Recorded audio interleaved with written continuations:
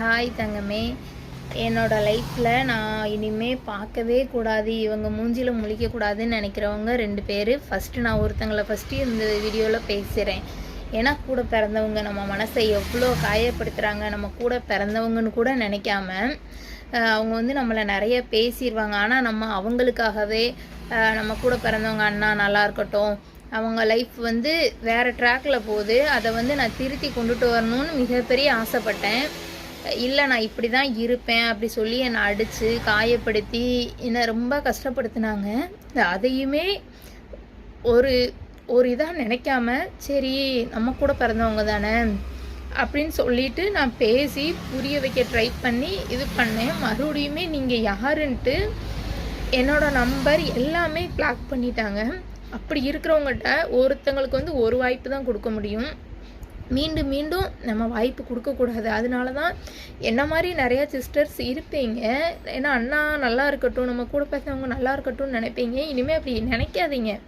நான் அப்படி நினச்சதுக்கு தான் நான் இப்போ அனாதையாக இருக்கேன். ஏன்னா அவங்க நம்ம முன்னாடியேவும் இருந்து அவ்வளோ கஷ்டப்படுத்துகிறாங்க. நான் எல்லாத்தையுமே பார்க்க தான் செய்கிறேன். நீ எவ்வளோ தூரம் வாழ்வேன், நான் எவ்வளோ தூரம் வாழ்கிறேங்கிறத நான் பார்ப்பேன். நான் அதிலேருந்து முடிவு பண்ணேன், நான் ஒரே ஒரு பொண்ணு தான். என் அம்மாவுக்குன்னா அவங்க அவங்க பையனை ஏற்றுக்கிறாங்க போகிறாங்க. இனிமேல் நான் செத்தா கூட அந்த ஒரு உறவு வரக்கூடாது அப்படிங்கிறதுக்காக தான் இந்த பதிவு.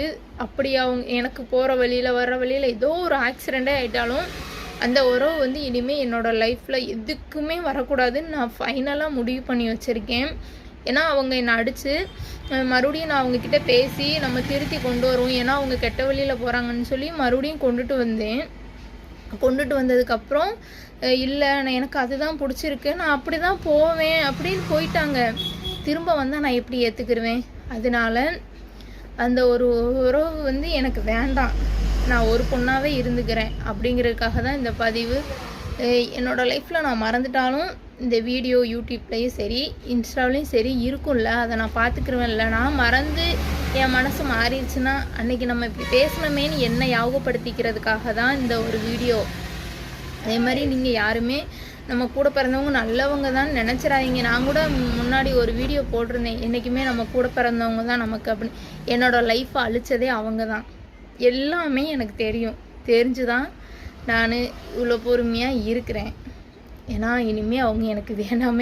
ஏன்னா அந்தளவுக்கு நான் கஷ்டப்பட்டுட்டேன்.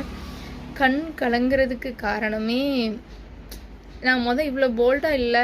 இப்போ எனக்காக நான் கொஞ்சம் போல்டாக நான் வாழ்ந்துக்கிட்டு இருக்கிறேன். இனிமேல் அவங்க உயிரோடு இருந்தால் என்ன, செத்தா என்ன?